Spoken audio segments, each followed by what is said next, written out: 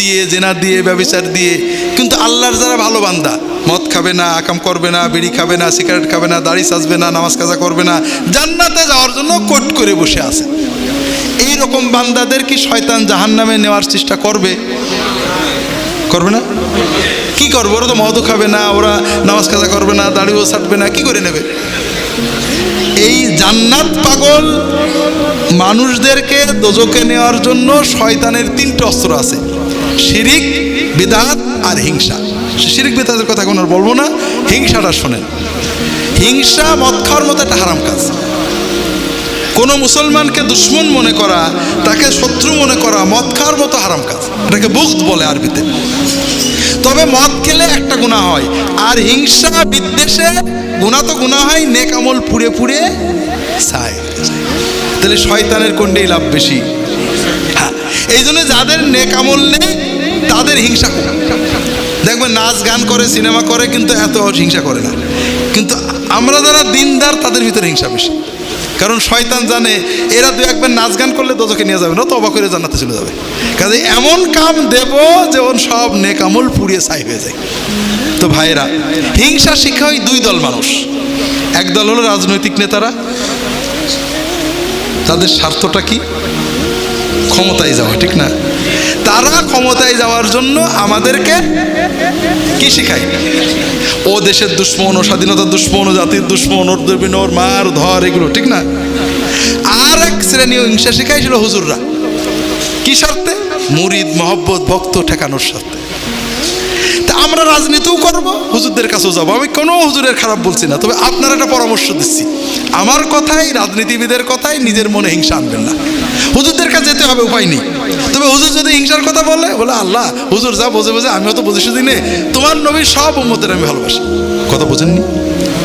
আল্লাহর প্রিয় সবচেয়ে বড় ইবাদত হলো যে আপনি আল্লাহর দিকে তাকিয়ে, নবীজি সাল্লাল্লাহু আলাইহি ওয়াসাল্লামের দিকে তাকিয়ে, যে অন্তত লা ইলাহা ইল্লাল্লাহ বলেছে, মুহাম্মাদুর রাসূলুল্লাহ বলেছে, আল্লাহ রসুলকে মানে, অস্বীকার করার মতো কিছু করেনি, এরকম সকল ইমানদারকে আপনার ভাইয়ের মতো, আপন ভাইয়ের মতো, রক্তের ভাইয়ের মতো তাকে ভালোবাসবেন, তার জন্য দোয়া করবেন।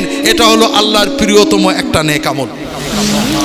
যখন আপনার এই অন্তরের ভালোবাসাটা আল্লাহর জন্য হবে, আলেম ওলামা সব আলেম, আল্লাহ আমি অত বুঝি নে, অমুক হুজুর দিনের কথা বলে, অমুক হুজুর দিনের কথা বলে, হুজুর অমুকের অমুকটা ভালো লাগে না, আল্লাহ তোমার নবীর সুন্নত দেখে সবাইকে ভালোবাসি, সব আলেমকে তুমি হেদায়েত করে দাও, সব মুসলমানকে হেদায়েত করে দাও।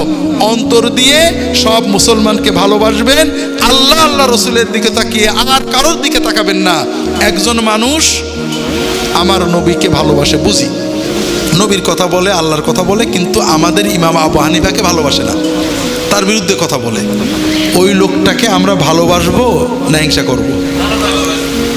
যদি ভালোবাসেন তাহলে বুঝতে হবে না, আল্লাহর আপনার কলবে ইমাম আবু হানিফার চেয়ে আল্লাহ এবং আল্লাহ রসুল বড়। আর যদি ও আল্লাহর কথা যাই বলে, নবীর কথা যেহেতু আবু হানিফার মিডিয়ায় আসেনি, ও ভালোবাসি না, তাহলে বোঝা যাবে আপনার কাছে আবু হানিফা আল্লাহ আল্লাহ রসুলের চেয়েও বড়। খবরদার এরকম যাবেন না। মনে করেন একজন আলেম, নেককার মানুষ, আল্লাহ আল্লাহ রসুলের কথা বলে, বুঝি শরীয়তে কোরআন হাদিসের কোনো কথা খেলাফ করছে না, দাঁড়িয়ে রাখে, নামাজ পড়ে, যাকাত দেয়, আরাম করে না, কিন্তু সে আমার পীর সাহেবকে গাল দেয়, অথবা আমার দলকে, জামাত ইসলামকে গাল দেয়, অথবা আমার তবলিগকে গাল দেয়। আমি তার ভালোবাসবো না ঘৃণা করবো? যদি ঘৃণা করে বুঝতে হবে আমি আল্লাহর মহব্বতে না, দলীয় মহব্বতে এসে গেছে। আর যদি বুঝি যে আমার দল পছন্দ হয় না, সে বোঝে না, ঠিক আছে, কিন্তু আল্লাহ আল্লাহ রসুলের তো মহব্বত করে, আমাকে ভালোবাসতে হবে। এই ভালোবাসা পয়সা লাগে না, কিন্তু এর মাধ্যমে ঈমান মজবুত হয়, আল্লাহর পথে চলা সহজ হয়। কথা কি বুঝতে পেরেছেন? দ্বিতীয় আরেকটা কাজ, সেটা হলো সবসময় আল্লাহর জিকির এবং দোয়ায় জবানটাকে রত রাখবেন। জিকির দোয়া করার জন্য অজু গোসল জরুরি না। জিকির এবং দোয়া দুটো বিষয় বোঝেন। দোয়াও জিকির, আল্লাহ আল্লাহ আমার বউটা ঝামেলা করছে, আল্লাহ ঠিক করে দাও, মেয়েটা শাশুড়ি অত্যাচার করছে, ঠিক করে দাও, আল্লাহ আমার এটা লাগবে দাও। রিক্সা চালাচ্ছেন অথবা রান্না করছেন আর বলছেন, এটাও কিন্তু দোয়া এবং জিকির। কোনো মুসলমান নারী পুরুষ যে কোনো অবস্থায় মাথায় কাপড় থাক না থাক, গায়ে কাপড় থাক না থাক, অজু থাক না থাক, যখন আল্লাহর সাথে কথা বলে, আল্লাহর কাছে কিছু চায়, আল্লাহর কাছে মনের আবেগ প্রকাশ করে, যতক্ষণ সে কথা বলে একটা ফরজ ইবাদত পালনের মতো সওয়াব তার আমলনামায় জমা হতে থাকে। কারণ আল্লাহ তাআলা বলেছেন, আল্লাহ রাসূল সাল্লাল্লাহু আলাইহি ওয়াসাল্লাম বলেছেন, আদ-দুআ হুয়াল ইবাদা। 2 নম্বর ভাইরা, এর মাধ্যমে এই সওয়াব ছাড়া আমরা কয়েকটা লাভ পাই। 1 নম্বর হলো, আপনি যে চাইলেন, আল্লাহ কোনো চাওয়া ফেরত দেন না।